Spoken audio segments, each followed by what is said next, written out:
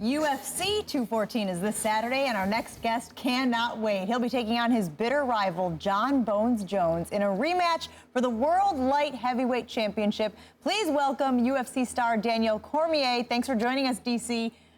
Thank you guys for having me. Given everything that has led up to this fight finally taking place, any concerns by you that it might not?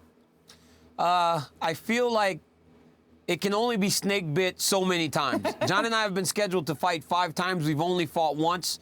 I had to pull out of a fight once. He's been out of the fight 2 times, I believe. So I think that at this point, I have to be confident that this Saturday we finally get locked in the octagon. Hey, Daniel, we just saw the video and the clip leading up to you coming on of when Dana White tells you from the last scheduled fight, it's not happening, man. Jones tested positive. We have the video. We can see how emotional that moment was for you. But tell us why. Why the emotion? What was going through your head at that time? Well, you know, Will, I had worked so hard to get back to this rematch because he beat me the first time. And I knew when I left the octagon on January 3rd, 2015, we would fight again. I knew it was only the first fight, and I had worked so hard, and I had put myself in position. It was UFC 200, the biggest fight in UFC history. And we were the headliners. You know, we would have always been tied to the biggest card of all time, and then the guy tests positive for steroids. So it was just heartbreaking, man. You know, and the emotions came out. I did not know they were recording it, but the UFC seems to be pretty opportunistic in those types of situations. They made sure that camera was there, and I found out the guy was kind of holding it next to his side. You know, I didn't even see the camera there. So, but at least people got to see the real raw emotion that was tied to that moment. DC, I'm a Louisiana boy, so I'm a huge fan. I'm a big fan, and I followed your career. I've watched you fight heavyweight and knock out guys much bigger than you. I remember the epic battle with the Mauler. I've seen you taste leather for Rumble Johnson and then submit him. But Jon Jones was the biggest challenge you faced. What makes you confident that this time can be different than the first fight that you guys had? You know what, man? I just kind of, I've gotten better. You know, I have improved in every facet of mixed martial arts. Last fight, Ryan, I was super emotional as I went to the octagon. All I wanted to do was fight with Jon Jones. I was so mad. I didn't really go into the octagon to compete. I've been competing since I was a really young boy all around the world in wrestling. When I'm in a competitive environment, I am very good at it. But just fighting, I'm not so good. I learned that down in Louisiana, Ryan. You know, you get in street fights, and you don't win them all.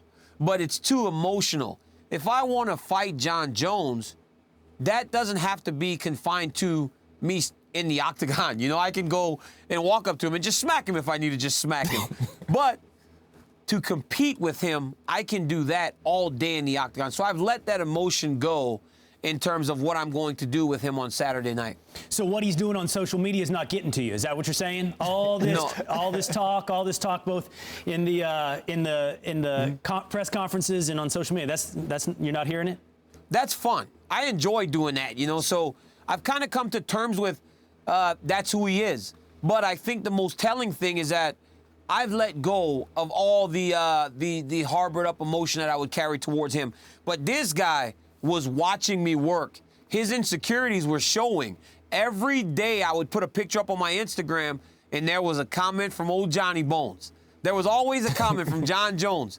So finally I screen grabbed all his comments and I said, watch me work, young man. There's nothing you can do that will ever tell you how hard I'm working in here. And I said, keep watching my comments, keep watching my photos. And I was like, dance for me. Do exactly what I want. Show me those insecurities of you not being in the game for so long. And since I did that, he can't really comment anymore. So he went to Twitter and started talking trash. But I ran him off of my Instagram account. And this is a brave new world out there, obviously, with the invention of social media and how much it plays into the pageantry of these fights. Do you like having to do that stuff, or does it take away from you being able to focus on the fight? I'm so focused on the fight. The social media is just, it's what we would call in Louisiana lagniappe. It's like jambalaya. You throw it all together. Just a little extra? So, just a little bit extra. It's lagniappe. It's just a little extra. I enjoy it. But what I do enjoy is seeing him watching me. I love that he's And it's not like he's just somebody saying, hey, look at Daniel's Instagram. He's on there every day. He needs to see what I'm doing because his mind is telling him, can I really do what I did in January without the help of the performance enhancers that he's been using his entire career? He can't do it, and USADA will make sure that he's clean when we step into the octagon. He knows he cannot outcompete me in a fair circumstance. On Saturday, I'm going to show that.